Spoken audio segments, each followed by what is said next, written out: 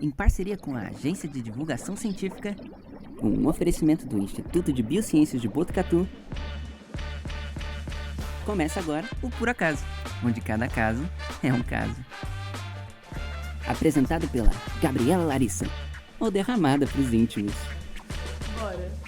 Bom dia, boa tarde, boa noite. Sejam todos muito bem-vindos a mais um episódio do podcast Por Acaso, onde cada caso é um caso. E o episódio de hoje é feito especialmente para você que gosta de aves. Afinal, nós vamos falar sobre patos, porque estamos aqui com uma patologista, que é a professora Carla Adriene, que é veterinária, especialista em toxicologia, mestre e doutora em patologia experimental e professora da Unesp do departamento de patologia.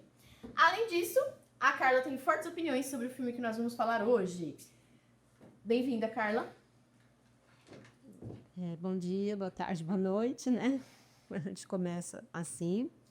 E vou começar agradecendo vocês por me convidarem, né?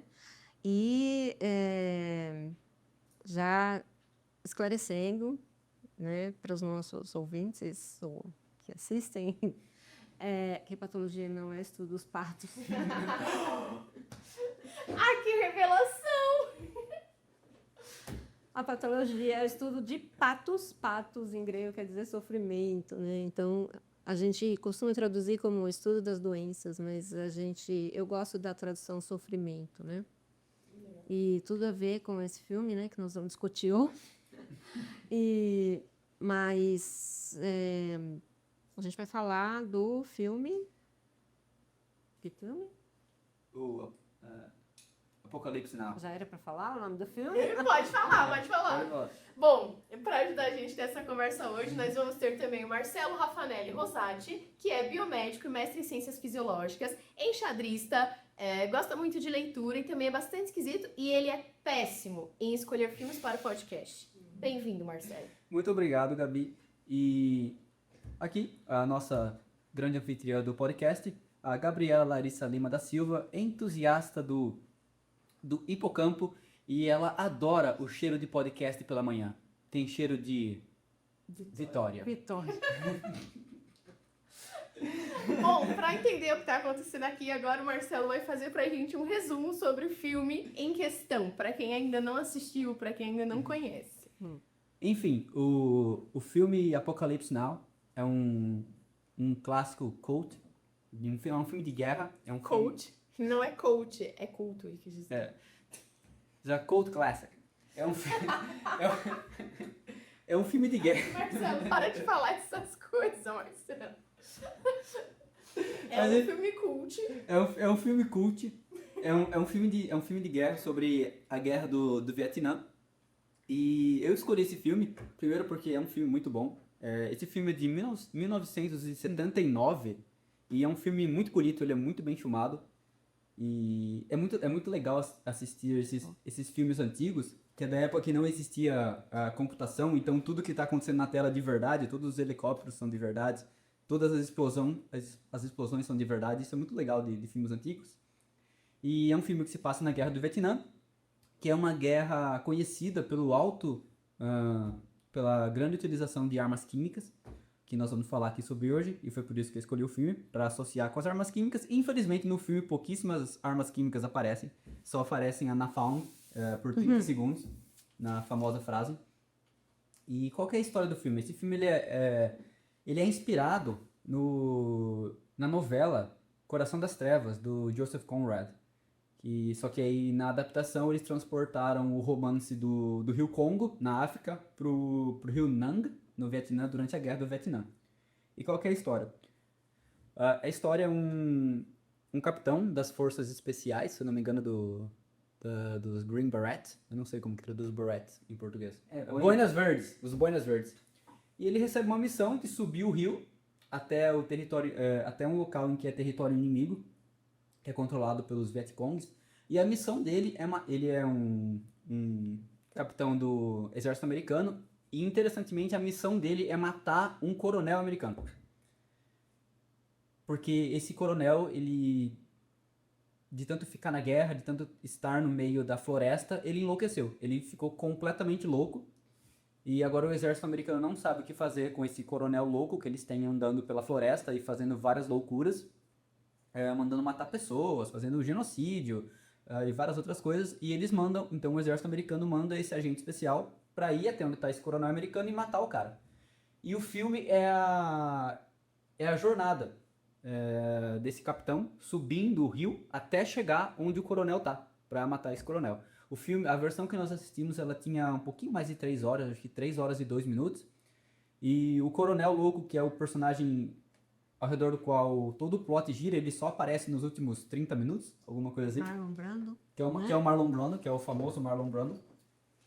E é bem interessante essa escolha, que eles tinham provavelmente o ator mais caro da época. Metade do orçamento do filme foi só pra contratar o Marlon Brando, provavelmente. E eles mostram... Estava em péssimas condições de saúde, então Sim. foi uma dificuldade eles gravarem, né? Então, e eles mostraram o cara só por 30 minutos das 3 horas. 40 minutos, né? E muito pouco, né? E muito No pouco. escuro. E muito pouco. O jogo de, quando o coronel louco aparece, o jogo de luz, eu gostei muito do jogo de luz que eles fazem com o filme. Do rosto, às vezes o rosto tá metade escuro, tá metade claro. Às vezes só aparece do rosto pra cima, às vezes você só vê uma parte do fundo e você vê a silhueta do personagem falando. O jogo de luz desse final foi muito interessante. Mas aí quando esse cara chega lá, quando o capitão chega lá pra matar o coronel louco, Pode dar spoiler, não? pode não. Pode. Ele meio que começa a entrar... Então, atenção, agora é spoiler. Se você quer ser surpreendido pelo filme, pula pule aqui. 5 minutinhos pra frente. Gente, o filme tem 30 anos, galera. O filme tem... Eu assisti pela primeira vez ontem, tá legal? É. Só que aí quando o capitão dos Buenas Verdes chega lá pra matar o coronel louco, as coisas começam a ficar um pouco diferentes. Ele começa... ele é capturado pelo coronel louco e ele começa a entrar um pouco na cabeça desse coronel louco. Esse coronel louco, ele tem meio que ele é um novo governante de uma nova mini civilização no meio da floresta lá, que é basicamente o harém dele. Ele tem 500 filhos lá com as mulheres nativas do Vietnã. E ele comanda essa nova cidade como se ele fosse um deus, profeta e símbolo sexual também. E o capitão chega lá e ele é capturado e ele começa a se envolver na atmosfera psicótica do lugar. Ele começa meio que enlouquecer também. Inclusive tem uma certa conexão com esse coronel louco. Inclusive no filme, esse capitão que foi mandado para matar o coronel louco é o segundo, na verdade. Eles tinham mandado um antes e o que o exército americano tinha mandado antes chegou lá e ficou louco também e se juntou ao coronel. Então eu achei... Que recebe ele. que recebe o novo capitão lá. Sim. Que divaga. Eu achei que... O que eu achei que ia acontecer nesse filme? Eu achei que o que ia acontecer é que o capitão que nós estávamos seguindo ia chegar lá e ia ficar louco também. E aí ia virar um ciclo infinito do exército tentando mandar novos agentes para matar os oficiais loucos, só que todos os agentes que chegam lá também ficam loucos. Existe um momento que a gente pensa que vai acontecer isso, né? Ele vai acabar aderindo, por um tempo do filme. Só que no final ele acaba matando, ele mata o coronel Logo por motivos completamente não relacionados à missão que ele recebeu. Ele entrando na loucura do coronel e na loucura do lugar, ele entende que pela lógica interna da loucura, ele precisa matar o coronel. E que o coronel, na lógica interna da própria loucura, quer morrer também. E ele acaba matando o coronel. Ele também tinha ordens, inclusive ele fala, se eu matar o coronel, eles vão me promover pra major, só que ele fala, mas eu nem sou mais parte do exército, estou fazendo isso por outro motivo, ele abandonou completamente. Tanto que, depois que ele mata o coronel louco lá, e acabou a foto do filme, ele tinha ordens pra bombardear o lugar e matar todo mundo que tava lá, todo mundo que era membro desse novo culto religioso. E também o próprio coronel louco fala pra ele bombardear o lugar pra matar todo mundo. Ele deixa escrito nas notas dele lá, bombardeie e mate todos esses caras. Só que ele não faz isso. O filme termina com ele entrando no barco e o rádio chamando, pedindo a localização pra mandar os bombardeiros e ele desliga o rádio. Ele não executa o bombardeio pra matar todo mundo que tava lá nessa nova civilização / culto religioso. Esse é o plot do filme. Eu adorei, achei magnífico, achei maravilhoso. E eu sei que a Gabi não gostou. Dá pra ver pela cara dela que geralmente é ela que resume o plot dos filmes. Sou eu que tô resumindo dessa vez, Não, porque ela mas- não gostou. Não, mas tem um bom motivo. Não é que eu não gostei, é que o filme durava 3 horas e 2 minutos. E eu sou uma mulher muito cansada, então eu dei umas boas pescadas em alguns momentos e eu não absorvi tudo. Mas a segunda vez foi super. Mas, realmente, algumas coisas que o Marcelo falou são verdade. O filme é muito bonito, ele é muito bem feito, os cortes de cenas, o design de som dele, ele todo é muito bem executado, muito bem realizado. Muita gente fala muito bem desse filme, ele foi indicado a vários prêmios. Eu acho que ele Ganhou foi- vários Oscars, ele- ganhou Globo de Ouro na época. Ele ganhou muitos prêmios. Eu acho que ele foi indicado a 4 Oscars e acho que ganhou 1 ou 2, alguma coisa assim. Pra quem gosta de cinema, é um prato cheio, mas não pra assistir cansado. E esse filme ele é bem E bem lento. quando você tá deprimido, né? Sim. Não é? E esse filme, ele é, Passagem. esse filme, apesar de ser um filme de guerra, ele é muito lento. É. Ele é bem A tensão dele tá em outros aspectos. As coisas acontecem bem devagar, passo a passo. Não é um filme de guerra que se faz um de guia, que nunca tem descanso. Não é um filme de grande ação, tem cenas de ação. Tem. Inclusive, é nesse filme que criou a frase que meio que virou um ditado popular: eu adoro o cheiro de napalm pela manhã, tem cheiro de vitória. E também foi nesse filme que criou o clichê de usar a música A Marcha das Valquírias, do Richard Wagner, Bombardeio. na hora dos bombardeios. Então, são 2 clichês que começaram com esse filme. É. A Carla comentou que assistiu pela segunda vez, né, o filme. Bom, vamos lá. Então, vamos por partes, né? Esse filme realmente, né? Eu já era nascida quando esse filme foi feito, né? Eu já tinha 9 anos, claro que eu não assisti quando era criança, né? Porque eticamente isso não era viável. Mas depois, na minha juventude, eu assisti esse filme, né? Eu não sabia detalhes. A segunda vez, eu assisti pela segunda vez agora. E aí é que eu fui tentar entender algumas questões envolvidas no filme. Quando eu assisti na minha juventude, o que eu me lembro é o seguinte, de eu ter terminado de assistir esse filme com uma sensação muito ruim. É aquele tipo de filme que você vai assistir e você sai do cinema com um gosto amargo na boca. Você não sai feliz do cinema, né? Mesmo porque você sabendo um pouco da história, né? Essa guerra do Vietnã, a gente consegue entender muitas coisas que vão acontecendo no filme, se a gente pensa na Guerra do Vietnã, na duração da Guerra do Vietnã. Então, depois que eu fui saber dessa segunda vez, né, que a Guerra do Vietnã, ela durou olha só, gente, 59 a 75. Então, é um tempo suficiente, mais do que suficiente para enlouquecer muita gente, né? A ocupação dos Estados Unidos ali no Vietnã enlouqueceu realmente muita gente. Hoje, né, os traumatizados de guerra, né, da Guerra do Vietnã, eles são inúmeros. Hoje já deram lugar à guerra do Oriente Médio, mas naquela época isso foi uma coisa muito veiculada, né? Na década de 80, depois as pessoas que voltaram dos Estados Unidos, era uma coisa que era muito falada. Os traumas de guerra, loucura mesmo, loucura, insanidade, esquizofrenia, vários tipos de transtornos as pessoas tinham. Dá para entender por quê, né? E o interessante é que depois, na segunda vez que eu assisti o filme, eu entendi por que eu tinha uma sensação desagradável. Realmente foi muito desagradável assistir pela segunda vez o filme. É um filme muito bom, entendo. Não é porque eu não gostei. Eu acho que você gostar ou não gostar é uma coisa assim muito, né, subjetiva. Mas eu gostei do filme, mas eu não gostei de ter assistido o filme. Por quê? Você termina esse filme com um gosto amargo realmente na boca. Então, Marcelo, queria agradecer por ter me feito assistir e ter essa sensação desagradável de novo, né? Então, como a Gabi falou, né? Muito bem escolhido o filme, né? E aí, um dia, né? Se você acordar, você escolhe o filme mais feliz. Tá? Realmente, eu tive toda essa sensação de novo desagradável que eu tive anteriormente. Mas tudo bem, foi bom, é bom, né? Porque a gente vai... E aí eu fui tentar entender um pouco, né, como que foi feito esse filme. Esse filme é um filme do Coppola, né, famoso, grandioso, recebeu realmente vários prêmios.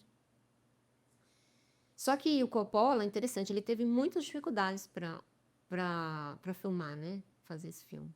Você sabe quando ele foi gravado? Ele foi gravado, ele levou 3 anos para ser gravado.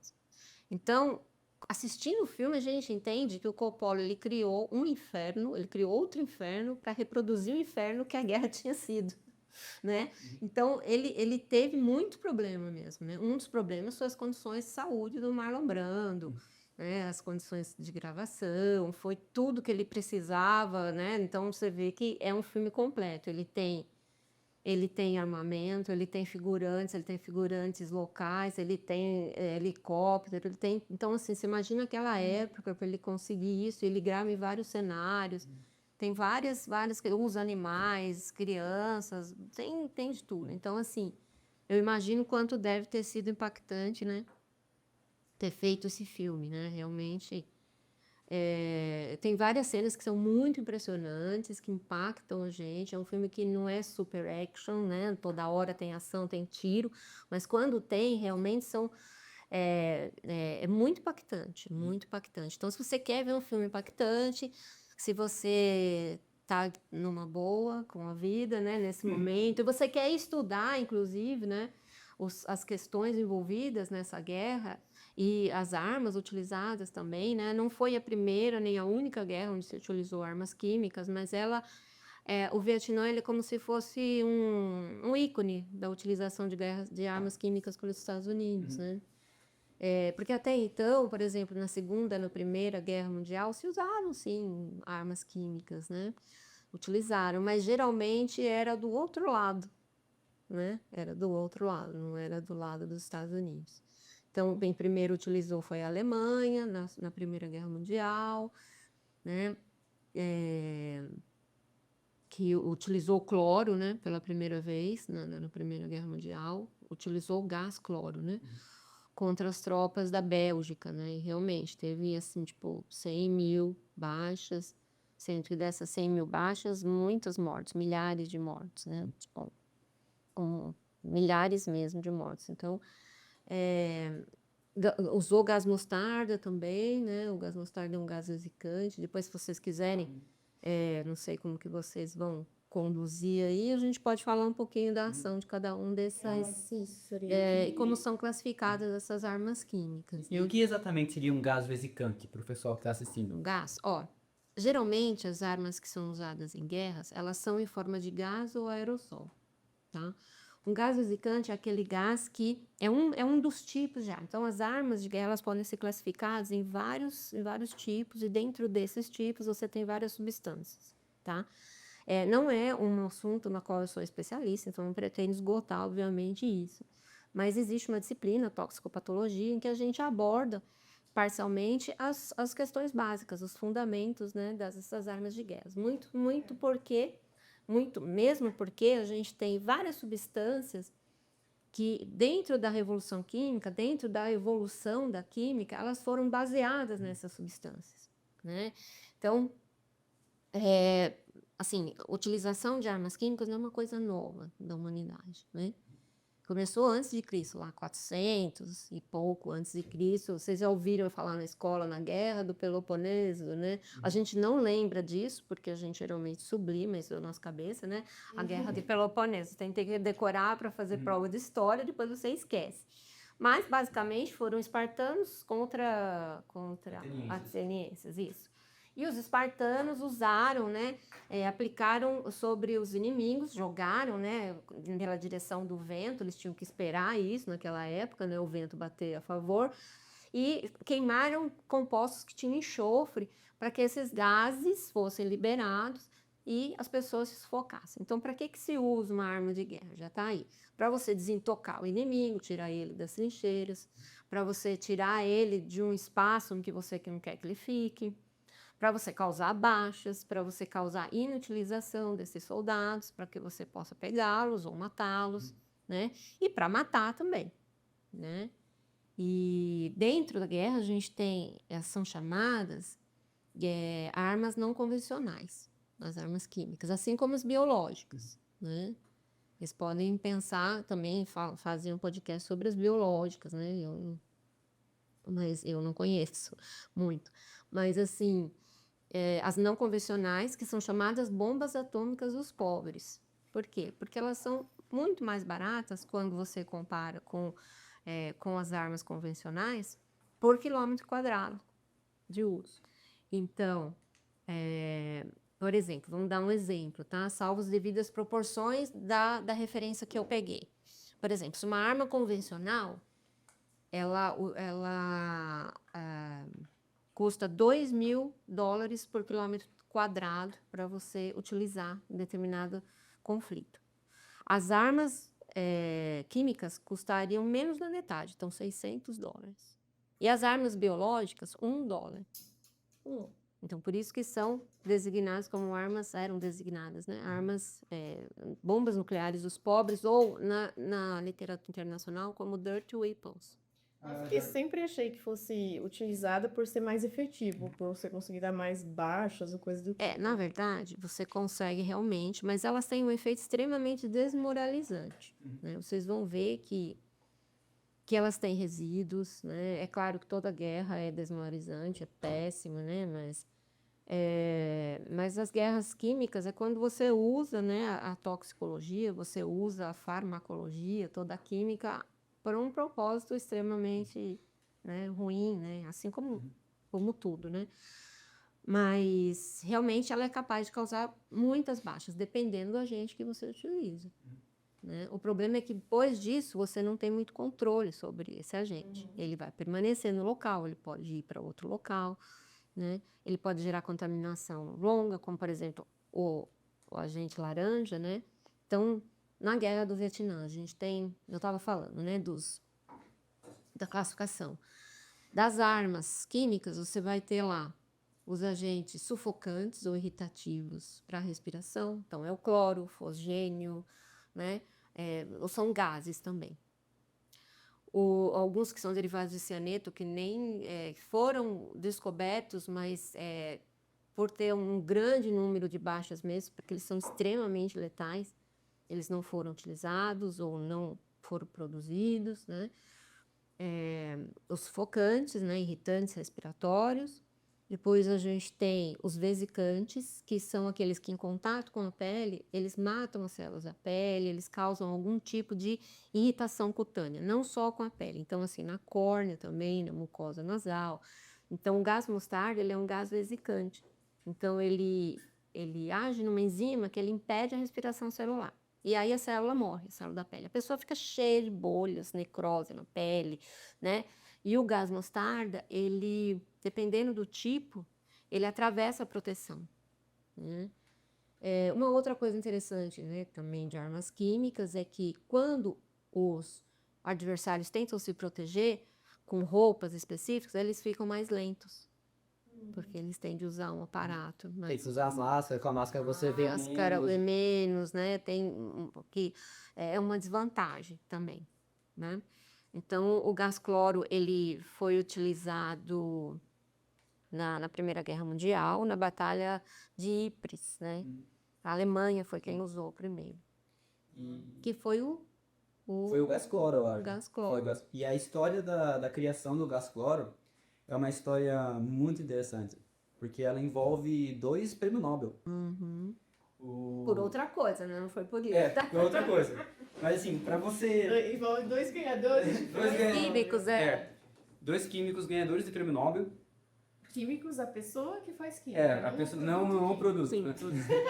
Químico adjetivo, não químico substantivo. Mas enfim, é o Fritz Haber e o alguma coisa Bosch. Esqueci o nome dele. Fritz Haber, inclusive, ele estava no comando desse dia em que foi utilizado o gás cloro. Sim, porque ele estava chefiando. Sim, ele era químico e capitão do exército. Sim. Ele era um químico do exército. Inclusive, quando ele ganhou o prêmio Nobel, como ele era conhecido por ser o químico do exército, os grandes cientistas do mundo da época boicotaram o prêmio Nobel dele. Inclusive, o próprio Einstein boicotou o prêmio Nobel do Fritz Haber. Eles não foram assistir, teve o boicote público, não, ninguém pode assistir o boicote mesmo do Fritz Haber. Que ele ganhou pelo quê? O Nobel? Uma reação com alguma coisa nitrogenada. Sim. Que era? Olha só que legal.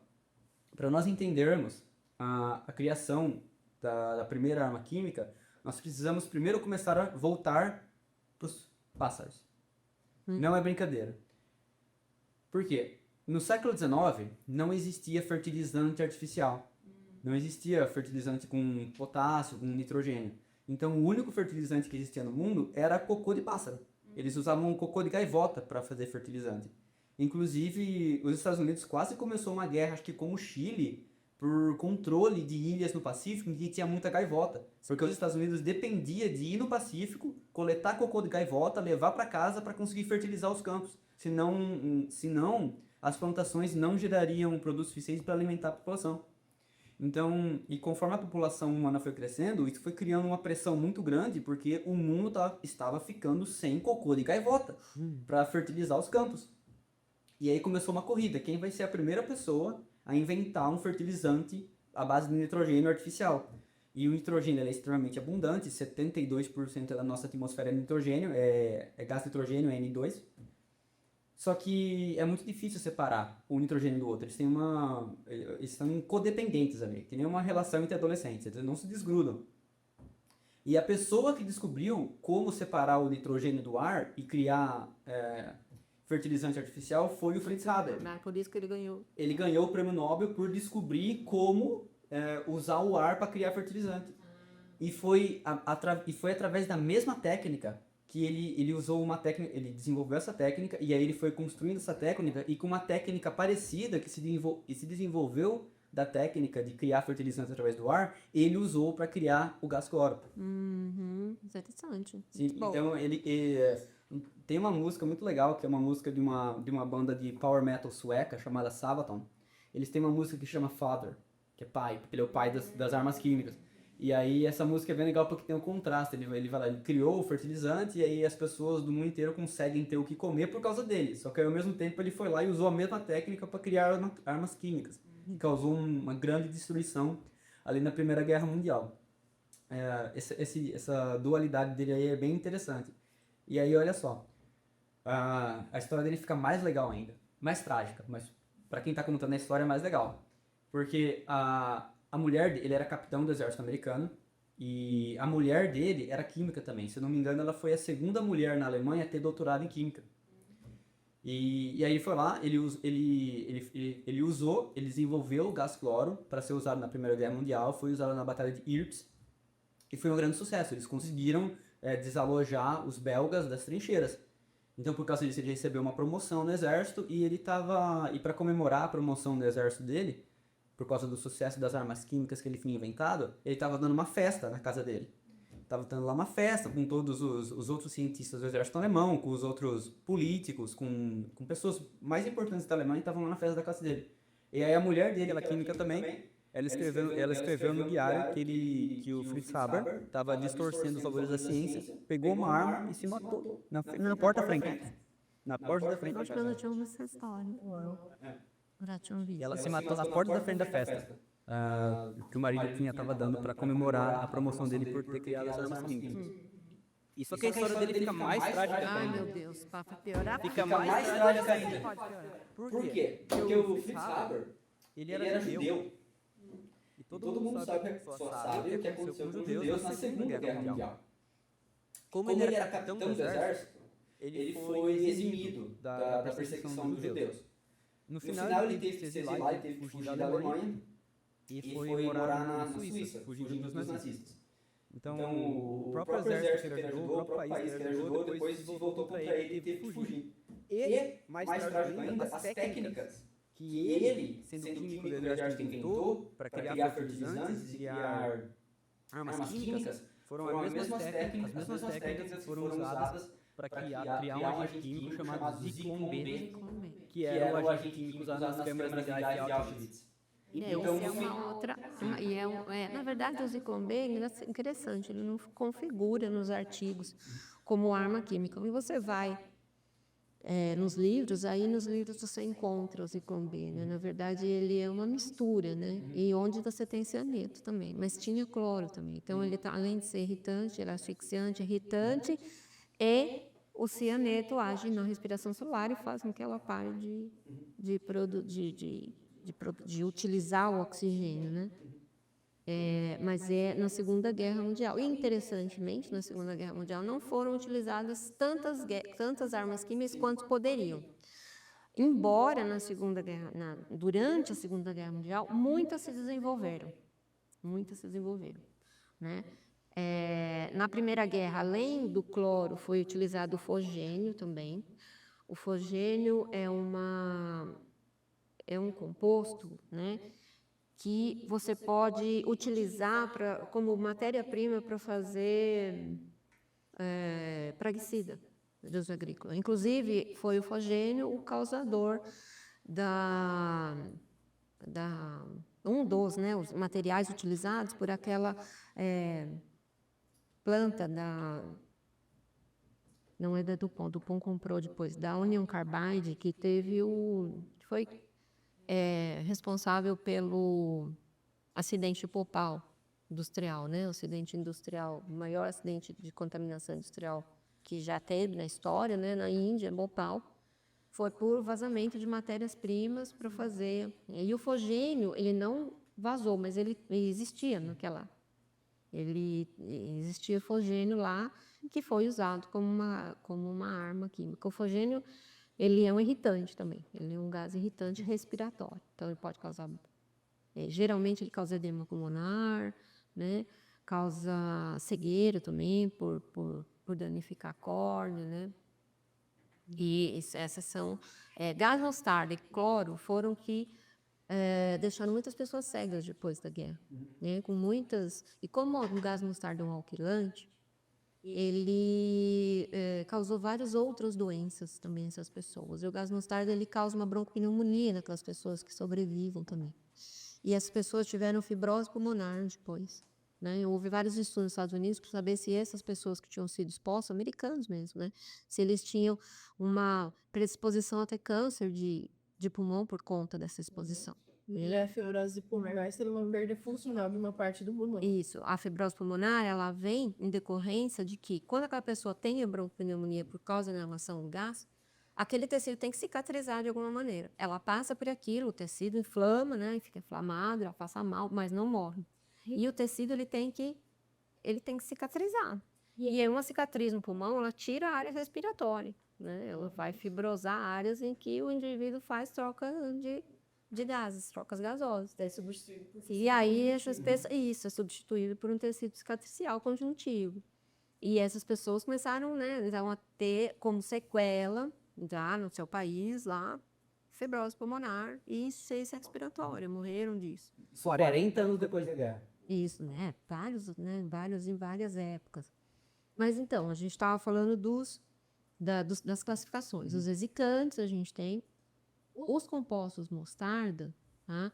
Esses vesicantes, eles podem ser originários de arsênico também. Só que o arsênico, ele tem uma pouca penetração, ele precipita no ar, então não era muito legal. Tinha que ser um negócio que espalhasse mesmo, tivesse um grande alcance. Daí os compostos de tipo mostarda, eles foram utilizados, né? E o que tem nesse composto mostarda? Tem cloro, tem nitrogênio, tem carbono, né? Tem vários compostos que, em conjunto ali, eles têm essas atividades. Tem os nitrogenados também. As mostardas nitrogenadas, chamadas compostos mostarda nitrogenado, eles foram usados mais tarde, depois da Segunda Guerra, como antineoplásicos, como quimioterápicos, né? Então, mas só que eles foram descobertos mais ou menos em 1942 como quimioterápicos, porque também são alquilantes, mutagênicos, né? Só que isso não foi veiculado, isso não foi liberado, né? Só em 46 é que eles liberaram isso, e dizendo que eles estavam fazendo experimentos de tratamento de linfoma, né? Com derivados dos compostos mostardas. Foram utilizados por muito tempo, né? Hoje tem algumas drogas, tem outras drogas mais modernas, mas antigamente eles foram utilizados em larga escala. E por que tu tem esse nome de compostos mostarda? Então, boa pergunta. Eu nenhuma, é a disposição dos elementos. Será que não é Então, por assim, causa cloro, nitrogênio, alguns enxofre, mais arsênico, às vezes. Eu acho que deve ser pela cor. Pelo cheiro. Então, ele quase não tem muito cheiro, mas tem um cheiro adocicado. Talvez por isso. Talvez a folha ser amarelada e mesmo mais amarelosa. Alguma coisa assim. Dizem que a cor e o odor nem do mostarda. O odor, né? O odor. mais característico, porque alguns, todos podem ser, né? Agora vamos lá, agentes vesicantes, tem os agentes neurotóxicos, que são os mais letais, na verdade causam mais baixas, causam morte mesmo. Então, quem são os agentes neurotóxicos? Aqueles que a pessoa inala, em forma de aerossol ou gás mesmo, numa bomba, que foi jogado ou aspergido, e ela começa a ter sintomatologia nervosa. Principais vamos ver se vocês lembram, né? Chamado oral. Principais compostos desses agentes neurotóxicos são os organofosforados. De várias gerações. Então, tabum, sarin, né? Também são usados como os pesticidas também, né?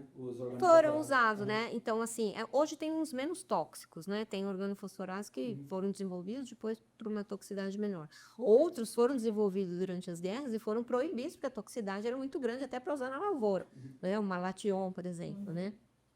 Mas aspergidos sobre a população, inclusive, existe documentação, né, de que eles foram usados até recentemente, 2017, na Síria, ataques terroristas em 90, na década de 90 no Japão, 2 vezes, né? Então, assim, existem e são ameaças, né? Então, os militares, eles produziram, não nossos, tá? Não estou falando da gente aqui, mas, assim, de forma global,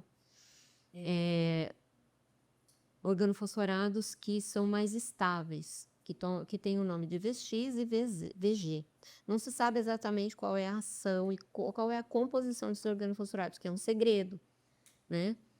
Mas eles são resistentes, eles são mais resistentes, inclusive, a antídotos, né? Então, por exemplo, o que o organofosforado faz? Ele inibe com uma enzima chamada acetilcolinesterase. E aí a pessoa fica com aquele excesso de acetilcolina e começa a ter sintomatologia síndrome colinérgica. Então, convulsões, tremores, né?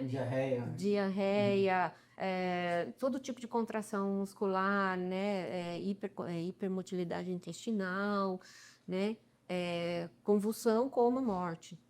E principalmente crianças, você tem muita baixa, né? Porque a quantidade que você precisa é muito pouca. E na Síria foi utilizado. Você pode ver lá, procurar vídeo na internet que tem os vídeos pós utilização do sarin, né? Na Síria. E as pessoas passando mal, morrendo, tendo convulsões. Tem vídeos na internet sobre isso.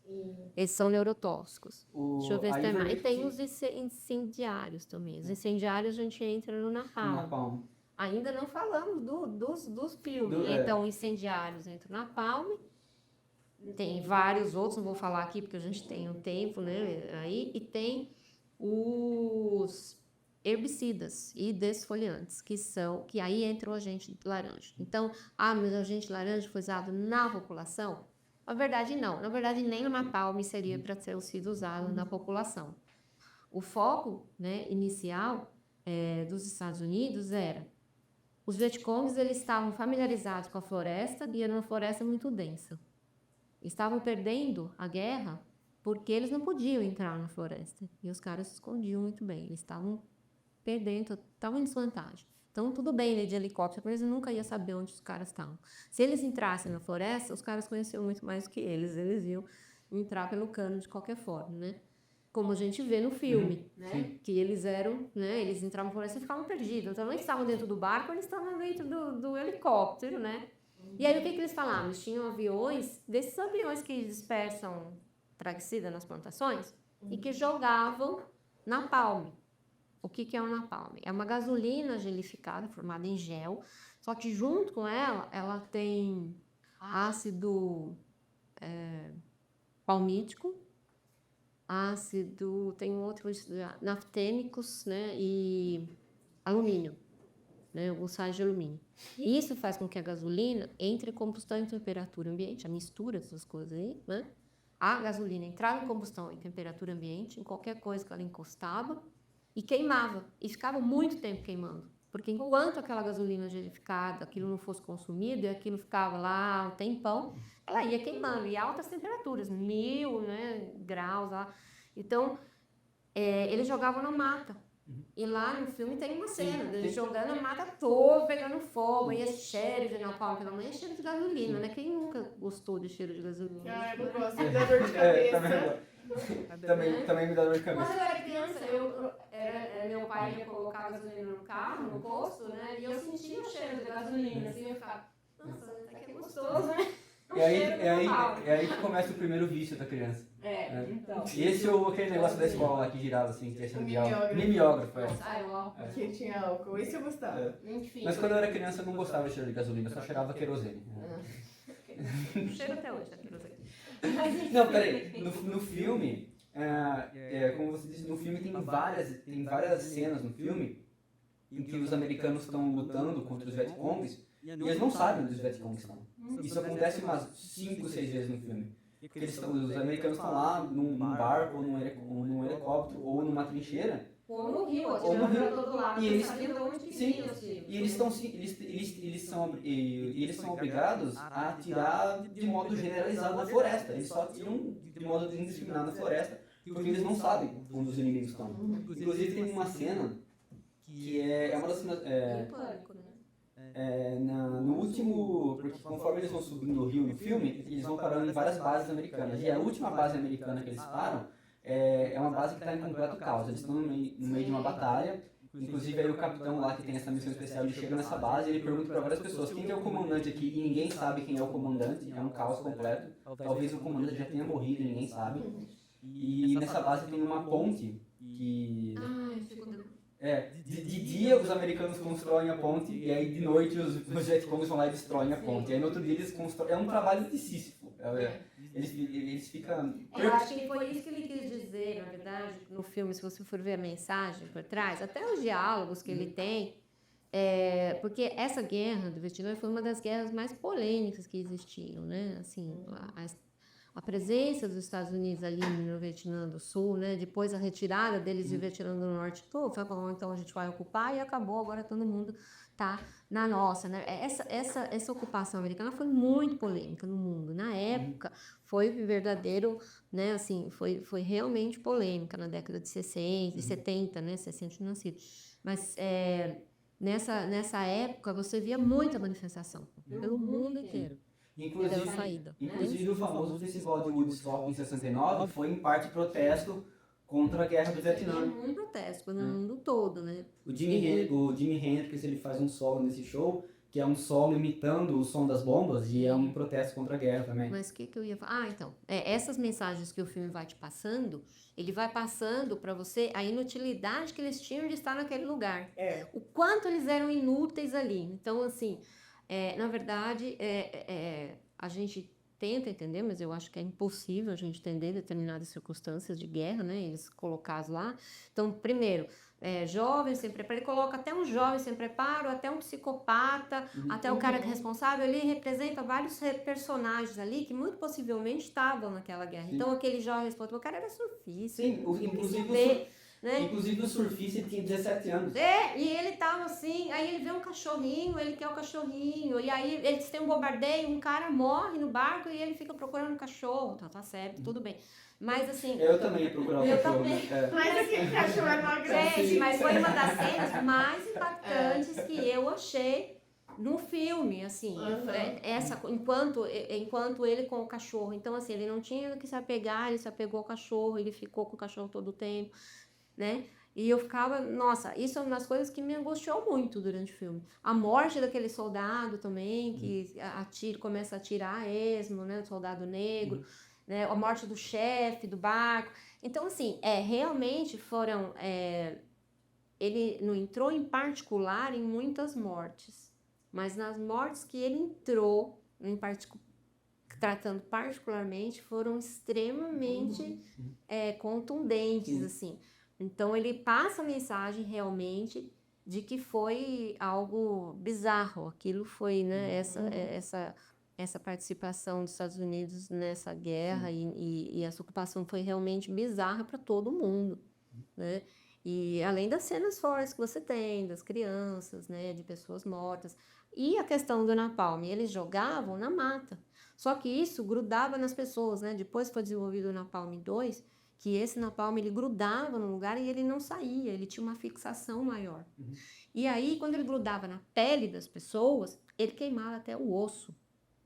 ia queimando até o osso. As pessoas não conseguiam se liberar. Existe uma sobrevivente, né, da Guerra do Vietnã, até uma foto, né, icônica, né? Aquela foto correndo, né? né? Uma menina nua correndo, todo mundo correndo. Por quê? Porque eles descobriram que, além de queimar a mata, para eles verem onde é que estavam os soldados, aqui queimava a população também. E a população só ia correndo. Então, eles abandonavam tudo que tinha. E aí, isso começou a ser usado em pró, né, de desintocar as pessoas. E eles queimaram tudo, né? O agente laranja também foi para desfoliar. Né? E a grande desculpa era essa, né? Não, a gente não está usando contra as pessoas, a gente está usando para desfoliar a mata, né? Só que o agente laranja, que era uma combinação de 2 herbicidas, é o 2,4-D e o 2,4,5-T, alguma coisa assim. Eu não sei se eu vou falar, eu não quero falar nomes errados, porque se a gente fala o nome de um praguicida que não estava envolvido, olha, 2,4-D e 2,4,5-T. São 2 foliantes. Inclusive, o 2,4-D é utilizado em combinação com outros, foi utilizado em combinação com glifosato há muito tempo, né, para potencializar, né, a função herbicida do glifosato. Eles são desfoliantes, então ele age, você joga na planta, ele inibe alguns processos da planta e ele mata a planta morre. E aí você consegue ver onde os Você inimigos consegue estão. onde é que eles estão, eles desfolharam a mata toda. Só que nessa produção, em larga escala, eles jogaram, olha assim, de 400 mil toneladas de agente laranja lá, né? E 43 milhões de litros de napalm, nesse tempo que eles usavam, né? Que eles usavam. Aí você imagina, essa produção em larga escala, são 2 tipos de herbicida que podem gerar como contaminante uma das toxinas, um agente tóxico mais potente, um dos mais potentes que existe no mundo, que é a dioxina, que é um agente poluente persistente, ou seja, ela não sai do ambiente, ela persiste durante anos no ambiente. Ela é uma das substâncias mais tóxicas em menores doses que a gente pode ter como resíduo industrial. E isso foi extremamente contaminado. Esse agente laranja, você fazendo combinação desses dois, tinha vários tipos de agente branco, agente azul, agente laranja. E ele ia altamente contaminado com dioxina, e foi gerado nesse processo industrial. E essa dioxina foi para lá. Então, a dioxina ela é imunotóxica, hepatotóxica, cancerígena, mutagênica, né? Imagina isso nesse resíduo lá, né? Tem crianças, depois das gerações seguintes, que nasceram teratogênica, né? Com defeitos por conta disso, pessoas que morreram de câncer, de hepatotoxicidade, de outras doenças devido à exposição. E a poluição do solo também. Tudo que a dioxina, ela entra em contato, então, por exemplo, o animal, né, ele fica contaminado com dioxina. O leite, ele fica contaminado, ele é lipofílico, ele vai para o leite quando você tem contato. Então, se amamentar seu filho, por você ter tido contato com dioxina, você vai passar em uma grande escala isso para a criança. Então, assim, não se sabe exatamente a escala da destruição, mas sabe-se que foi muita. Então, hoje, 50 anos depois, ainda tem gente desenvolvendo câncer hoje no Vietnã por causa do uso do agente laranja há 50 anos atrás. Pode ser, sim. E o solo pode estar em várias áreas ainda contaminado, a floresta, né? E tem gente nascendo lá até hoje com 3 braços, ou a maioria das pessoas tem 2 braços. A Minivagera, né? Então, também não é episódio de Simpsons, né? mas existem... Falar nisso, eu já lembrei do episódio do braço, né? Eu não sei. Bom, vamos contar, já que a gente pode dar spoiler, né? No final, o capitão dizem que dos motivos, né? Ele acaba falando, mas você entende que é um dos motivos por ele ter enlouquecido, né? Todo o horror que ele viu. Ele diz que você tem que enfrentar o horror e você tem que ser o horror, você tem que refletir o horror, né? E lá é o horror. Então, essa é uma das frases também icônicas, né? O horror, horror, horror, que ele fala, né? Que ele viveu. E um desses horrores foi a questão de um batalhão que passou numa aldeia, logo depois do batalhão dele ter passado e ter vacinado as crianças. Esse batalhão que passou depois, cortou o braço de todas as crianças, o braço que tinha sido vacinado. E fizeram uma pilha de braços, né? Então, para você ver o descompasso que eles trabalhavam, né? era uma bagunça. Então, né, era uma bizarreira, realmente foi uma das coisas mais bizarras que aconteceram. Mas, enfim, né, a gente tem esses agentes, existem, deixa eu ver se eu esqueci algum tipo, herbicidas, esfoliantes, neurotóxicos, acho que a gente falou de... os hematotóxicos também, os que são derivados do cianeto, eles são os agentes do sangue. Foram muito pouco usados por causa da alta letalidade. Ele dá baixa, mas assim, realmente mata todo mundo. Né? Letal, é muito letal. O que mais? No filme, o que a gente pode Enfim, falar?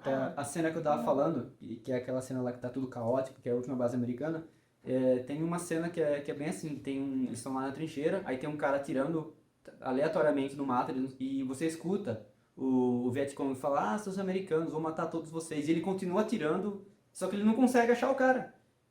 Ele gasta centenas e centenas de balas atirando no escuro, no meio do mato, e o cara não para de gritar, vou matar vocês. Sim. E aí é para situações assim, o filme mostra várias situações desse tipo, que aí, então você tem que usar o agente laranja para desfoliar a mata. Você tem. Se tivesse que estar em guerra, se tivesse que várias outras coisas antes, né? Sim, a ética da Enfim, muito estranha. uma coisa que foi dita é que todas essas armas químicas, elas têm efeito desmoralizante. E o que significa exatamente o efeito desmoralizante? Que eu falei no começo, desmoralizante para quem usa, né? E fica uma mancha na história, realmente. É desmoralizante de moral mesmo. Desmoralizante de moral, né? Porque elas são proibidas, na verdade, né? Todos os tipos de tratados que foram feitos até hoje, assim, foram feitos vários tratados. Começou com o Tratado de Genebra em 1925, tá? Já era proibido na Segunda Guerra Mundial, né? Mas mesmo assim o pessoal consegue fazer algumas coisas. Já era proibido desde há muito tempo. Só que em 1925, quando teve o Protocolo de Genebra, ele proíbe, ele tem lá um artigo, não sei te falar exatamente como que é, mas ele proíbe a utilização, sim, de armas químicas. Ele proíbe veementemente que você não pode usar nenhuma condição, nenhum país, nenhuma nação, contra nenhuma nação.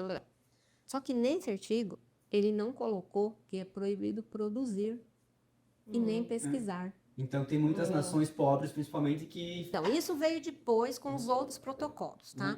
Existe, né? Aí você fica pensando, poxa vida, que mundo é esse que não existe um protocolo, não existe uma organização que cuida disso? Existe. Cada país tem as suas organizações, né?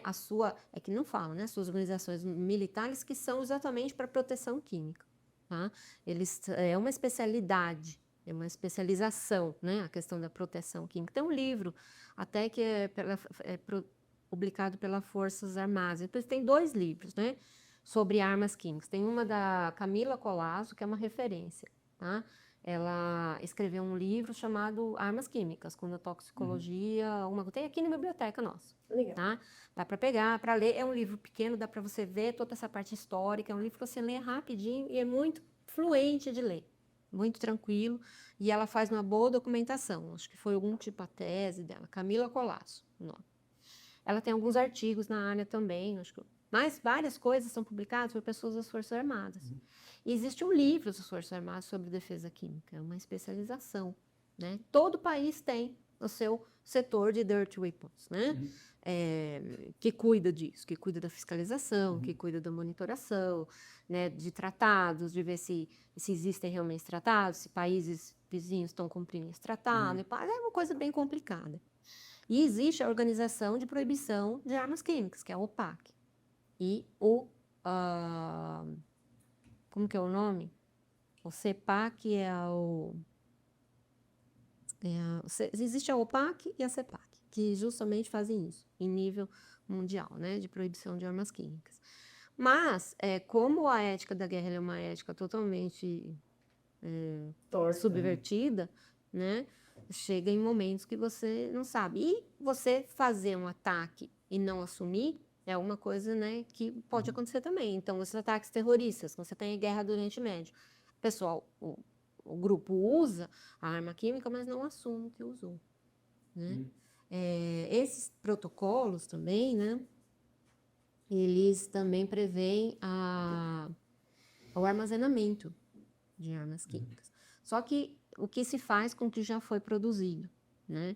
existe um grande debate sobre isso, né? Com quem tem isso produzido, armazenado, esses compostos, o que se poderia fazer.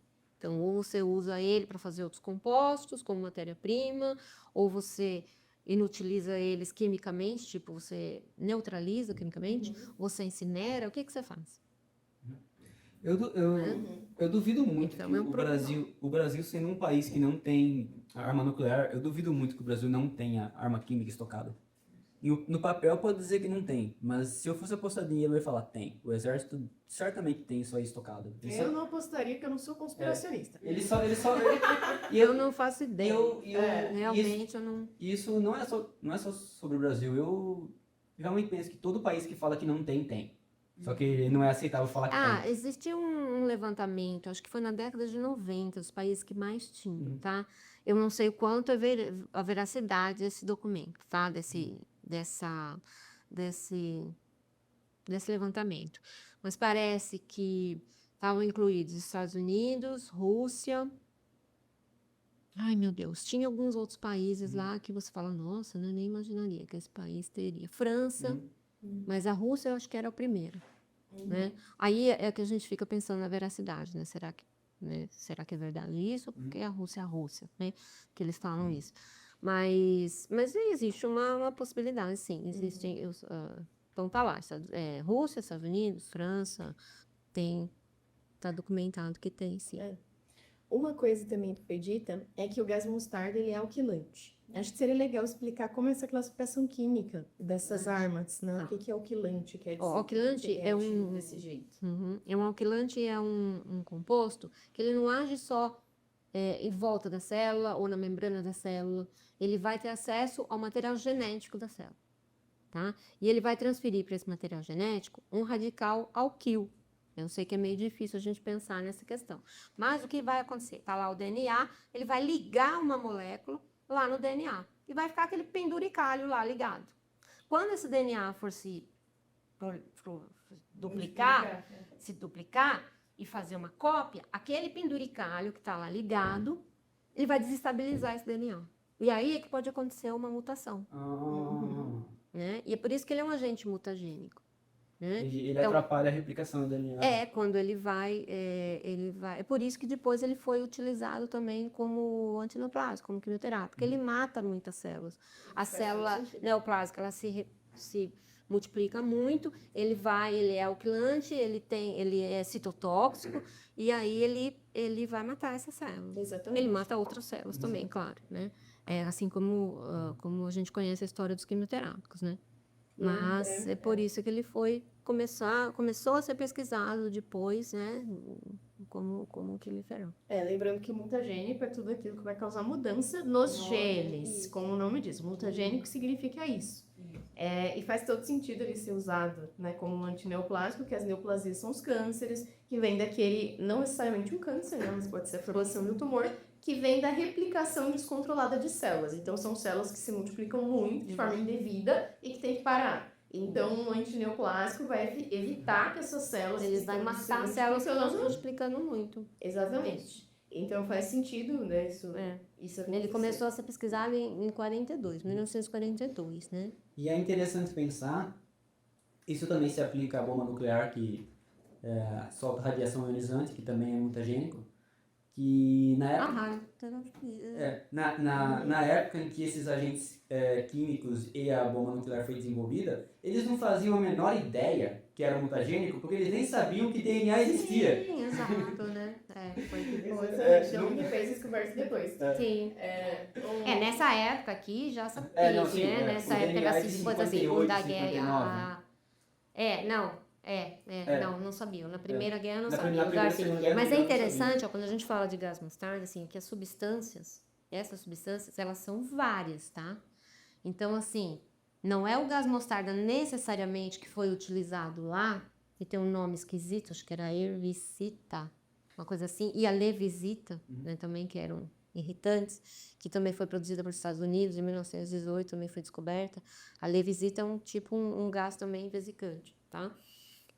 Não foram esses que começaram a ser pesquisados como antineoplástico, era do grupo. Então, por exemplo, as mostardas nitrogenadas, mostardas que tinham determinados compostos, esses começaram a ser pesquisados em células, né, como antineoplásico. Não necessariamente, porque às vezes a gente vê, né, gente, antineoplásico é muito tóxico, ele é derivado do gás mostarda. Peraí, não é aquele gás mostarda que foi usado na guerra, é o do grupo químico dele, tá? Foi por esse grupo químico que foram derivando outras substâncias que acabaram aparecendo esses outros compostos.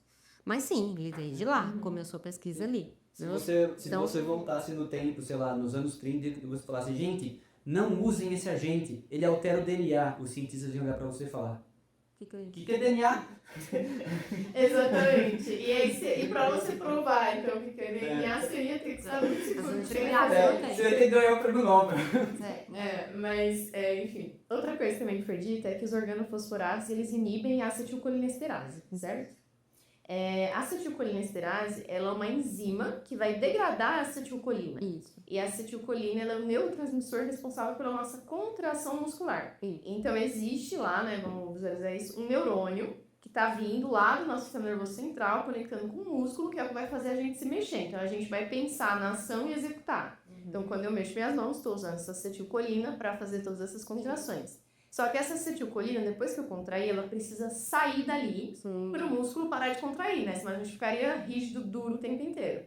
E aí, para isso, precisa da acetilcolinesterase. O sufixo-ase, Sufixo. o sufixo-ase, geralmente, ele está associado com enzimas. E enzimas são substâncias que vão degradar outras substâncias. É uma molécula que vai destruir outro tipo de molécula. E a gente mesmo produz isso. Exatamente. E ela fica lá, assim que o músculo contrai, a gente faz todas as... a gente tem vários desses tipos, né, de sinapses que dependem de ligações que dependem dessa acetilcolina. A gente precisa da acetilcolina, mas ela não pode ficar o tempo todo ali. Então, a gente faz o que precisa, age e a acetilcolinesterase ali para capturar essas moléculas. Exatamente. O que o fosforado faz? Ele se liga na acetilcolinesterase e não deixa que ela se ligue na acetilcolina. E aí ele inibe Então, assim, a acetilcolina é produzida e fica ali agindo. Então, por isso que as pessoas têm contração muscular, uma síndrome que se chama síndrome colinérgica, né? Que a pessoa desenvolve. Né? É uma síndrome hiperexcitatória. Aí a pessoa tem irritabilidade, ela tem não sei como que seja, tremores, ela tem coordenação muitas vezes, né? Isso nos casos mais leves, até convulsão, paralisia e morte, né? Então, assim, o antídoto para isso, o mais utilizado na época, tanto é que os soldados levavam atropina, né? Porque a atropina ela desligava essas. Mas mesmo assim, os organofosforados mais tradicionais, vamos dizer, aqueles iniciais, eles têm uma ligação transitória com a acetilcolinesterase. Então, se a intoxicação não for muito grave, a ponto da pessoa morrer, ela consegue metabolizar. Então, assim, aquela acetilcolinesterase vai ser degradada, vai sair e não vai ter mais átomos, moléculas daquele composto. Só que o problema são os de nova geração, que são produzidos. Isso que eu falei que chegou aí, VG, VX, né? Em que existe, assim, a possibilidade, né? E existem os estudos que dizem que eles não vão se desligar com o antídoto. E eles formam uma ligação mais como se diz? Estável, irreversível com a acetilcolinesterase. Então, aí ele vai... Aí o antídoto não funciona. Tá, e aí vai matar mesmo, né? Então, são produzidos como arma de guerra mesmo. Eles não são produzidos como praguicidas, né? Aqui no Ciatox, o pessoal atende muita gente com síndrome colinérgica, só que não é porque eles estão indo para a Primeira Guerra Mundial, é porque por causa dos praguicidas também. As pessoas chegam aqui na... Sim, intoxicação por aplicação, né? Exatamente. Então, você tem vários níveis. Os praguicidas, eles também têm muitas sequelas cognitivas associadas a eles, né? Então, tem muito problema de aprendizagem que acontece, porque, enfim, atua em tudo praticamente. A acetilcolina também é um neurotransmissor relevante para o sistema nervoso. Então, existem várias vias associadas com os praguicidas, com as armas químicas também. Então, é complexo, a história é complexa. Inclusive, síndrome colinérgica, não só ela pode ser causada por arma química, por pesticida, mas ela também pode ser uma reação medicamentosa, iatrogênica. Porque tem antidepressivos que também inibem a acetilcolinesterase. E aí, se você mistura muitos remédios que não é para misturar, você pode ter a mesma reação que uma arma química. Aí você chega aqui no... Aí você toma, se você toma, sei lá, um antidepressivo aqui, só que aí você vai no outro médico e ele não sabe a sua história, te passa outra coisa, que dá uma reação cruzada, uma reação sinérgica entre os dois remédios. E aí, do nada, você tá tendo sintoma como se você estivesse nas trincheiras da Primeira Guerra Mundial. Só que você tá essa que tá acontecendo. Outra coisa, a questão cardiovascular também, né? Na síndrome colinérgica pode ter taquicardia, arritmia, parada cardíaca. Até porque a acetilcolina, ela é o neurotransmissor do parasimpático. Sim. E aí vai afetar o controle parasimpático do coração. Tem isso. Exatamente. Exatamente, é por aí, gente. Enfim, é complexo. Aí todos esses efeitos também foram descritos, né? Por exemplo, hematotóxico significa que é tóxico para o sangue, hepatotóxico para o fígado. Neurotóxico para o sistema nervoso, né? Para o cérebro. A ivermectina entra aí, eu sei que ela é neurotóxica, mas eu não sei se... A ivermectina ela já é mais moderna, né? A toxicidade dela ela geralmente bate numa toxicidade alta. E ela foi primeiro utilizada como medicamento veterinário, né? Depois é que ela foi produzida para humanos. Mas não. Eu acho que não. Não sei exatamente qual é. O interessante é que todos esses, todos os praguicidas que derivaram, eles não matam só a praga, né? Eles matam as células. Eles são... sida né, praguicida, ele mata alguma coisa, mata a praga. É um organismo indesejável que você tem ali. Mas isso não quer dizer que ele não é tóxico para os outros organismos, né? Ele vai matar o que ele achar pela frente. Qualquer tipo de interação biológica que ele fizer, ele vai... E é por isso que quando eu era criança, a dona Cida da casa ao lado matou as crianças dela? Mais uma piada. Ai, Marcela, que engraçado. Essa tá... O Marcela é Essa hilário. Primeira Essa parte a gente corta. Primeira do pato, piada manjada, né? País da piada. Eu sou igual. Vocês já veio comemorar comigo. Eu sei. Esses dois aqui estão Você dando não risada precisa 24 ver, horas não. por Não dia. precisa ver comemorar com ele. Às vezes, 3 horas da manhã, eles lembram de uma piada que eu contei e você escuta eles dando risada do quarto. Sim. Porque eu sou muito engraçado. Enfim, voltando aqui ao assunto. Voltando ao Enfim. filme, ou awesome. Enfim, não, eu tenho um assunto legal. Porque no filme tem um plot muito sutil no filme, que é o plot do surfista. Que ele tem 17 anos, ele, por causa do alistamento obrigatório, ele foi obrigado a ir pra guerra, ele chega lá com 17 anos. Ele só é um menino bonitinho, adolescente, que gosta de surfar. Ele é famoso, né? Ele é famoso, ele é um surfista famoso. Só que beleza, alistamento obrigatório, tem que ir pra guerra, vamos lá. E ele chega lá, ele é completamente inocente, ele dá risada, ele vai lá, surfa, Só que aí conforme o filme vai passando, ele vai decaindo. E isso é uma coisa que não é explícita no filme, é bem sutil. Sim. Ele é um personagem secundário e você tem que prestar atenção. E no final... Ele é que se apega ao cachorro. Sim, ele que se apega ao cachorro. E no final, ele se junta ao culto ali, ao culto religioso do general louco lá. Mas por que eu falei desse cara? Porque tem uma cena que ele usa LSD. Ele acaba usando várias vezes LSD. Ele acaba ficando meio que viajando, a viagem de barco, numa determinada ponto da viagem de barco, até o final, uma outra, você me lembrou uma coisa interessante. Os agentes incapacitantes e os alucinógenos, eles foram veiculados para utilizar em guerra também. Tá? Então, o agente capacitante é aquele que vai dar vertigem, vai dar tonturas, vai alterar a consciência de alguma maneira, né? E a capacidade de equilíbrio. Eu esqueci o nome, mas tem um que está documentado, né? E os agentes alucinógenos são a mescalina e o LSD, tá? Que eles incapacitavam realmente, porque eles tinham alucinações, as pessoas ficavam alucinadas. Até a cocaína ela foi veiculada a usar como arma de guerra, mas aí eles descobriram que era uma coisa que poderia até ajudar o inimigo, né?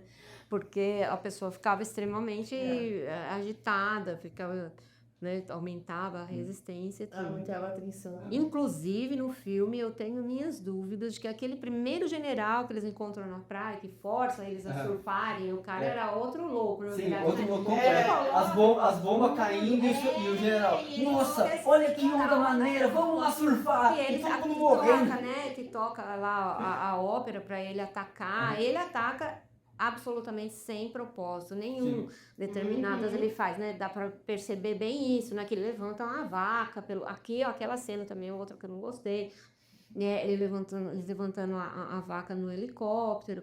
Mas assim, é interessante porque ele contrapõe duas questões de loucura, né? Ele tá atrás de um general que ficou louco e que fundou lá uma república livre, né? Que era o lugar dele. Mas ele tá quieto lá no meio da selva. Ele matou algumas pessoas do comando, mas ele tá lá no meio. E se deixar, ele vai ficar lá, vai morrer por lá. E o outro Que era totalmente enlouquecido, e dava para perceber que ele também estava insano. Inclusive, não tem nada escrito a respeito disso, mas eu suspeitei que ele tinha meio que algumas coisas de que tem ingerido anfetamina ou cocaína. Ele é bem elétrico. Ele é Que era uma coisa muito muito comum, agitado, né? muito agitado e, sim, muito fora não sei a palavra, mas assim, paranoico mesmo, né? Ele tinha essa paranoia de entrar no helicóptero e bombardear, e gritar, e pôr a música alta, fazer os caras surfar, os caras morrendo de medo. E ele andando sem camisa pela praia, no meio dos tiros. Então, isso aí dá para perceber que ele também tinha lá o seu grau de insanidade, mas não era ele que estava sendo perseguido. Ele era louco, só que ele era um louco conveniente. Exato, né? O outro que estava lá, que fundou uma república lá independente, né? Eu não sei exatamente, eu não peguei a parte geográfica da questão, mas parece que ele estava lá quase no Camboja. Sim, ele estava lá na divisa com o Camboja. Então, né? Ou seja, que não era uma coisa conveniente para eles, né? E eu falei esse negócio do LSD porque, de um modo meio escondido, o LSD já foi tentado, já tentaram usar o LSD como arma de guerra, só que mais numa questão de serviço secreto. Porque nos anos 60, eu acho que a CIA fez vários experimentos com LSD para tentar fazer controle de mente, para controlar as pessoas, principalmente controlar a mente de espiões que eles tinham capturado, de agentes, para conseguir extrair a verdade deles. Então a CIA, durante um tempo, eles tinham um laboratório de LSD, em que eles usavam o LSD para tentar controlar a mente das pessoas, controlar a mente de espiões inimigos. Então é meio que uma arma química, só que escondida, uma arma química secreta. Só que aí não deu certo, eles descobriram que quando você dá LSD para as pessoas só ficam hippies. Vou mais criativo. Isso é tudo que convém, né? É tudo uma questão de conveniência, né? Você dá LSD para as pessoas, em vez de descobrir segredos estatais, as pessoas só querem parar de tomar banho e escutar Jimi Hendrix. Desenhando as paredes. Desenhando as paredes. Mas aí tem essa cena que o surfista lá, o Lance, ele usa LSD e ele tá completamente louco, ele tá andando pelas trincheiras olhando as explosões assim. Que bonito! E os tiros indo do outro lado e ele completamente, uau! Mas ele é um dos que surtam, né? Ele é um dos que surtam. Inclusive... No momento ele não parava de atirar. Sim, inclusive, eu só percebi isso agora. Ele é o único membro, ele é o único soldado do barco que sobrevive e ele é o único que surta. Todo mundo que não surta morreu no final. Ele surta completamente, ele fica louco completamente, ele se junta ao culto do general louco e ele é o único que sobrevive. Sim, verdade. O Karen sobrevive também. Sim, o personagem principal também sobrevive. Mas ele também já foi embora também. Sim. Tá acertado desde o começo. Não, ele já era problemático, né? Assim como resgatam ele pra missão, ele já era meio problemático, realmente. Eu só percebi isso agora. O único que sobrevive é o cara que surta. Então, mas eu acho assim que de tudo isso a gente pode sair com algumas referências, além da referência do filme. Eu indico para vocês o livro da Camila Colasso. E Primavera Silenciosa. Primavera Silenciosa fala dos praguicidas também, não fala de arma química, mas fala dos praguicidas. É um livro muito legal, você lê, eu acho que todo mundo deve ler. Primavera Silenciosa, né? O Silent Spring, da Rachel Carson, né? É mais uma questão ambientalista, assim, parece que está distante da guerra, né? Mas era na época ali, na época do descobrimento recente, né? A gente achava, que o povo achava, né? Que o DDT era um milagre, né? Os praguicidas eram um milagre. Ela não fala só do DDT, muita gente fala que, assim, quando a gente refere o livro, a gente sempre refere quando a gente vai falar do DDT, né? Que é um praguicida que já foi banido, não, por vários motivos, mas ela fala de vários outros. Inclusive, Carbamatos, fosforado, outros clorados, ela fala de coisas que são usadas até hoje. Tá? Mas assim, ela é aquele livro de para a ciência, né? Que você lê para você entender realmente. É um livro feito para a população geral ler. Né? Ela foi acusada de ser anti-ciência porque ela escreveu esse livro, mas na verdade o que ela fez foi uma coisa extremamente correta. Né? Nesse livro ela fala de desreguladores endócrinos também? Fala. Ela fala do potencial do DDT, né? Aí, assim, como desregulador endócrino, como que o DDT... O desregulador endócrino é aquele que... Ela fala do DDE, do dieldrin, ela fala de vários. Mas era uma época em que não... Esse conceito de desregulador endócrino ele não era tão conhecido. Ainda hoje é novo. Mas você poucas vê pessoas que conhecem. tem uns 30 anos já, mas assim, tipo... Nós nascemos em 2006, então pra que nós vocês muito são novo. novos, né? Vocês são de uma Não é geração. nada. Mas assim, como eu tô falando, ela fala dessa questão de regulação endócrina, mas em relação à fauna, né? E toxicidade reprodutiva também, mais toxicidade reprodutiva, tá? Que o DDT, ele amolecia a casca de ovos dos pássaros. Então, os pássaros, quando se sentavam sobre os ovos, eles quebravam, porque ele se ligava no... O que é que deposita na casca do ovo? Não sei o que, de cálcio. Alguma coisa de cálcio. Fosfato de cálcio? Não sei. Ele se liga, né? Tem uma enzima, né? Que ele acaba estimulando e ele vai se ligar ali e o ovo fica mole e aí as aves param de se reproduzir. Fora que ele é tóxico de maneira aguda também para aves, né?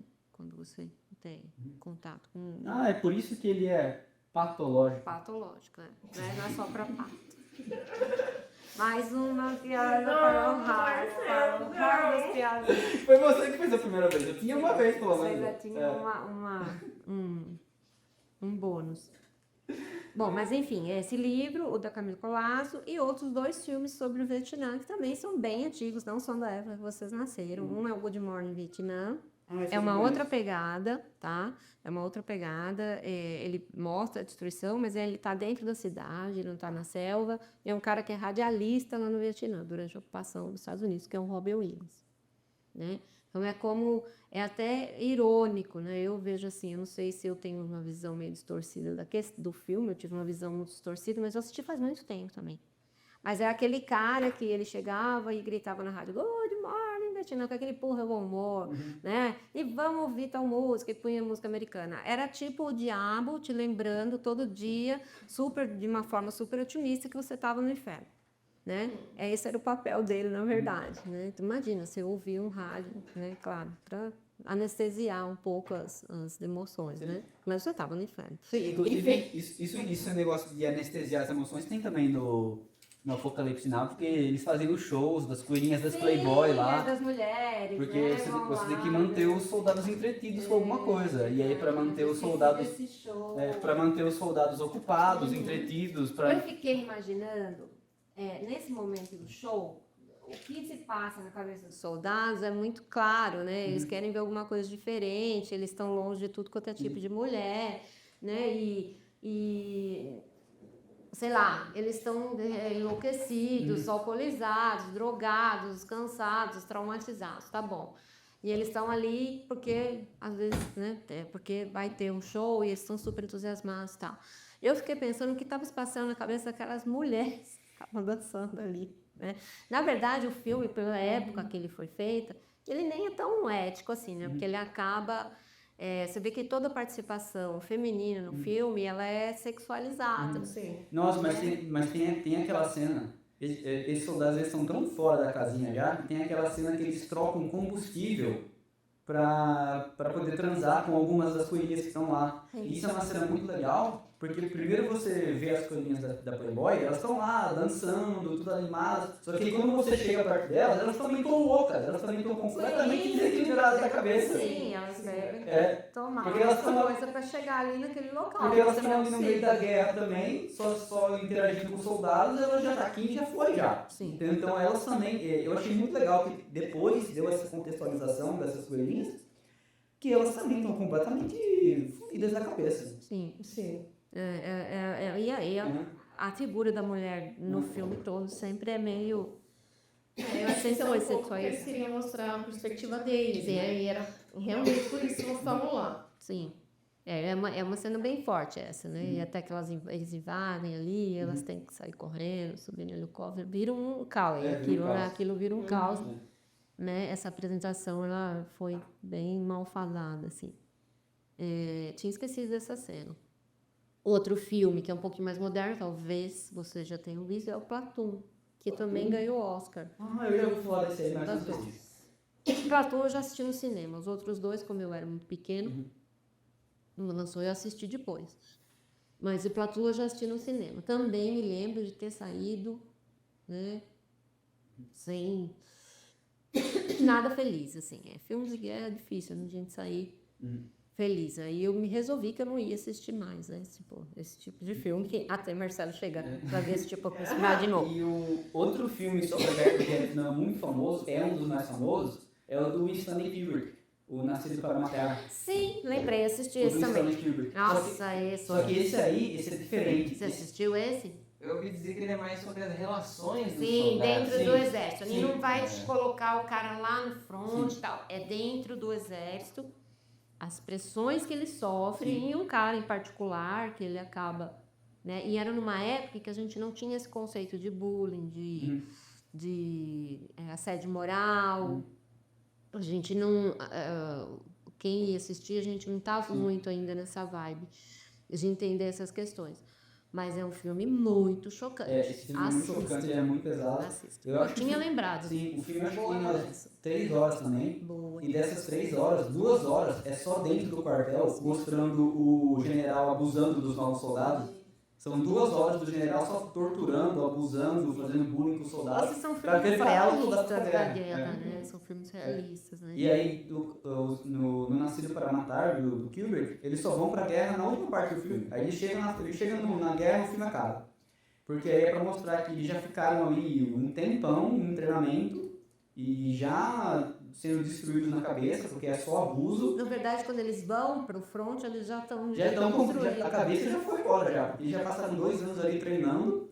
Inclusive, spoiler para quem não assistiu Nascido para Matar, um dos pontos desse filme é que um dos recrutas, um dos soldados, ele não aguenta o treinamento, ele se mata no meio do treinamento. Ele pega uma É o fim dessa parte. Ele pega a AK-47, ele mata o general que abusava dele e depois ele se mata. Eu achei que foi spoiler demais essa parte aí. Eu também achei Não se que pode cortar.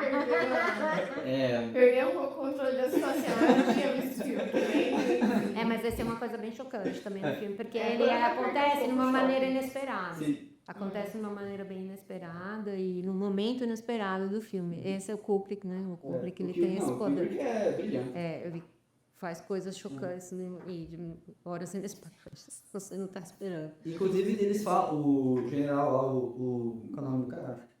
Hartman, Lee Hartman. Eu não lembro desse. Ele fala que... Eu não lembro muito pra mim. Ele fala, não, quanto mais vocês sofrerem aqui, menos vocês vão sofrer na guerra. Então, tipo, é intencional no treinamento, você já destruir a cabeça dos soldados, para quando eles chegarem na guerra, eles estão acostumados já consciência, em estar fudido da cabeça. Sim. E um livro muito famoso, é um dos livros mais famosos sobre a Primeira Guerra Mundial, e também entra na questão de armas químicas, é o que foi feito um filme recentemente, é o Nada de Novo no Front. Nada de Novo no Front Ocidental. Que é do Rainer Maria Remarque. Ele era um veterano da Primeira Guerra Mundial, ele passou pela Primeira Guerra Mundial, viu o uso de armas químicas durante a guerra, e aí depois da guerra ele escreveu esse romance, que é o Nada de Novo no Front. E foi feito um filme recente, eu acho que a Netflix fez um filme recente. sobre isso, uns 2, 3 anos atrás. Eu vou procurar esse livro. Eu gosto de ler o livro e depois assistir o filme. Tem uma peça também que fala sobre guerra, chama Um Piquenique no Front. Essa peça é maravilhosa. Do Fernando Arrabal. A gente monta ela com um grupo de teatro que a gente tem, que na verdade é uma peça criticando a questão dos horrores da guerra. Então é um teatro do absurdo. É uma peça curtíssima, ela tem tipo 20 minutos, 25 minutos. E é uma peça que tem um soldado no front, aí ele tá reclamando, ele tá se sentindo sozinho e tudo mais. E aí chega o pai e a mãe dele pra fazer um piquenique com ele no front. E aí ele reage falando que os pais dele não podem ficar lá, e os pais dele agem com a maior naturalidade falando não, a gente veio fazer um piquenique, nós vamos fazer um piquenique aqui como uma boa família. E é pra gerar justamente esse estranhamento, né? Tipo, é um front de guerra e eles estão fazendo um piquenique. Uma coisa meio nonsense, assim, É. fora do... Aí aparece um soldado inimigo que é rendido, e tem a interação deles com o soldado, e aí vem uma crítica, né, sobre o porquê que a guerra está acontecendo, né, quais são as implicações disso, como os soldados estão se sentindo. E ela é curtíssima, ela é muito bem executada. E ela tem um tom de comédia, só que é aquela comédia meio ácida, meio... legal. Tem menos material da primeira do que da segunda guerra. A segunda guerra a gente tem muito. Uma coisa importante. A Gabi perguntou o que significa armas que abalam a moral. Desmoralização. Moral é um termo militar técnico que significa vontade de lutar. Então não é que só é uma mancha moral em quem usa. Sim, desmoralizante eu ia falar isso, mas também uma arma esqueci. desmoralizante é porque ela reduz a vontade do inimigo de lutar. Isso. Então, tipo, E aí fica doente, na verdade. Tem alguns agentes aqui, inclusive, quando a gente vai ler, que eles começam a ter ação, por exemplo, depois de 4 horas da exposição.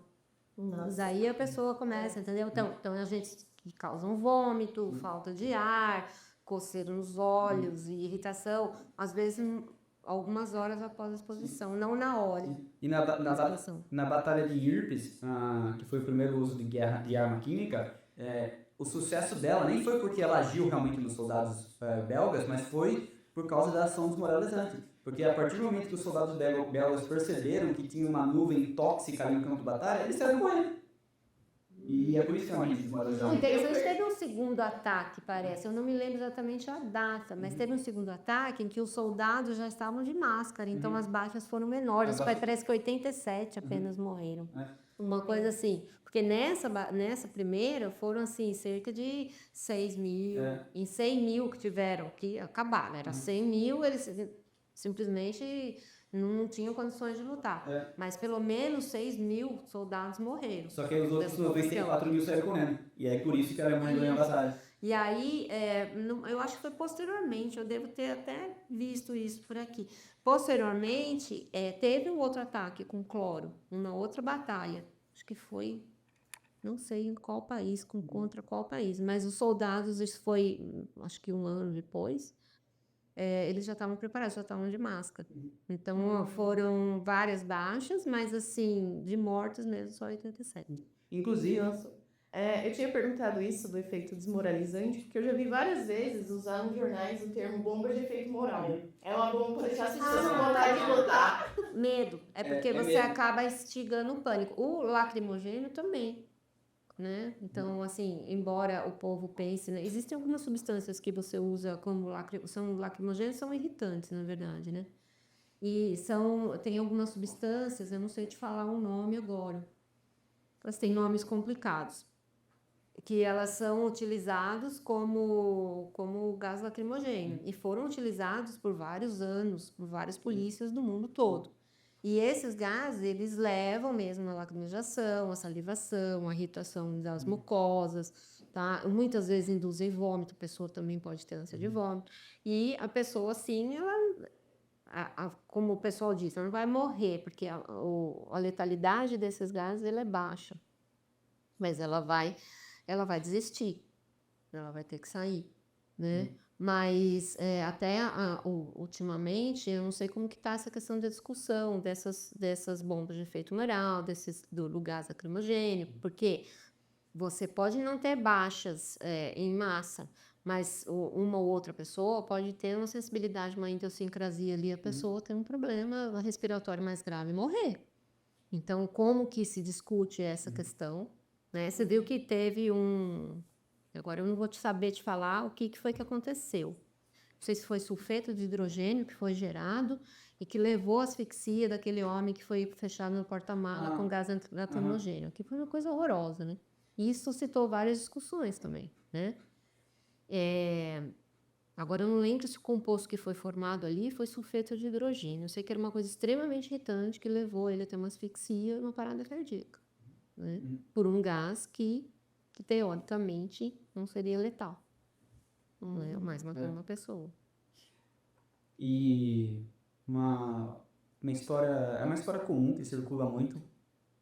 Não sei se é verdade, alguém tem que confirmar isso, mas é uma história muito legal. Eu preciso contar, mesmo se não for verdade, eu queria que ela fosse verdade. Meu Deus, vamos ver. Se for alguma coisa trágica, tomara que ninguém compre. Não é trágica. O desenvolvimento das armas químicas, ele possivelmente, não sei se é verdade, ele afetou a moda. A indústria da moda. Porque a história é que é o seguinte, o motivo pelo qual o bigode deixou de ser moda é porque se você tivesse um bigode muito grande, a máscara contra a arma química não se encaixava direito. E aí os soldados começaram a parar de usar bigode para conseguir usar melhor a máscara. Agora não é piada. Não é piada, Não né? é piada. É, Eu disse a pessoa que tem bigode. Não, sim, eu com o meu bigodão glorioso, é muito interessante. No exército britânico, no século XIX, era obrigatório ter bigode. Se você fosse um soldado britânico e não tivesse bigode, você ia ser preso, você ia sofrer julgamento militar. Era obrigado o soldado a ter bigode. Que coisa. E aí foi só depois da... E quando começou a Primeira Guerra Mundial, também era muito comum todo mundo ter bigode. E aí foi uma mudança de moda que aconteceu entre a Primeira e a Segunda Guerra Mundial. As pessoas pararam de ter bigode. E uma das explicações de por que os homens pararam de usar bigode era para ajudar em colocar a máscara. Vamos checar isso aí. Eu li que é muito plausível que o Hitler tinha aquele bigode porque ele criou o costume de não ter barba porque ele viveu a Primeira Guerra Mundial. Aquele bigode fininho. Essa história é muito interessante. Não sei se é verdade. Ela é interessante demais. Eu gostaria que ela fosse verdade porque ela é muito engraçada.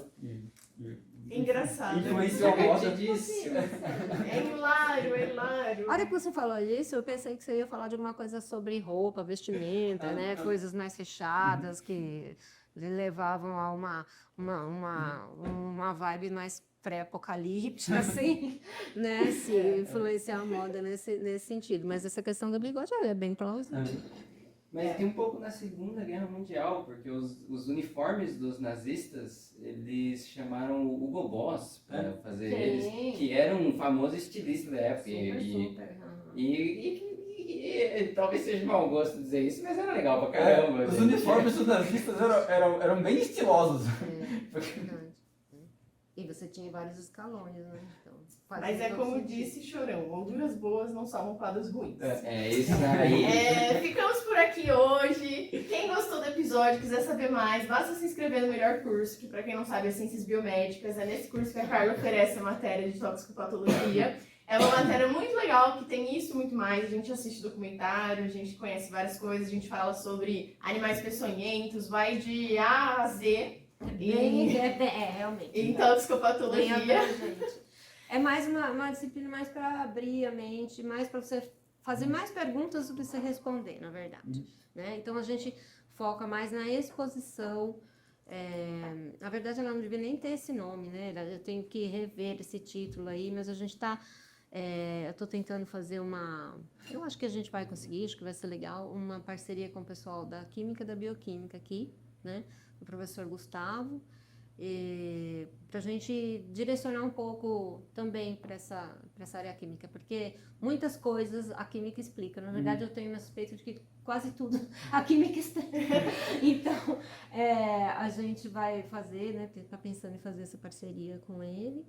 E para explicar exatamente esses fenômenos biológicos através da química. Legal. Mas é bem abrangente. Legal. Quem for esperando coisas muito assim específicas vai se decepcionar. Mas é uma matéria muito bacana de fazer, recomendo. Eu recomendo muito o curso também, muito legal fazer Ciências Biomédicas. É literalmente o melhor curso. E isso é uma verdade objetiva, universal, inquestionável, a priori. Vamos lá, pegando Marcelo. Marcelo, fonte, vozes da minha cabeça. Enfim, muito obrigada a você que acompanhou até o final. Se você gostou do episódio, indique para os seus amigos. Se você não gostou, deixa um feedback pra gente do que pode melhorar, o que você acha que faltou. E a gente vai ler com todo carinho e ver o que a gente pode fazer sobre isso. Lembrando que esse é um projeto completamente voluntário, então qualquer compartilhamento, qualquer apoio que possa ser oferecido ou feedbacks do que a gente pode fazer daqui pra frente vão ser extremamente úteis pra gente. Muito obrigada, obrigado Carla pela presença. Eu que agradeço. Obrigada Marcelo Muito pela obrigado, eu que companhia. agradeço. E tchau, tchau. Tchau. E foi isso. Muito obrigado por nos ouvir. Siga a gente nas redes sociais para não perder o próximo episódio. Nós estamos no Instagram, no @poracaso.cast. Te vejo na próxima.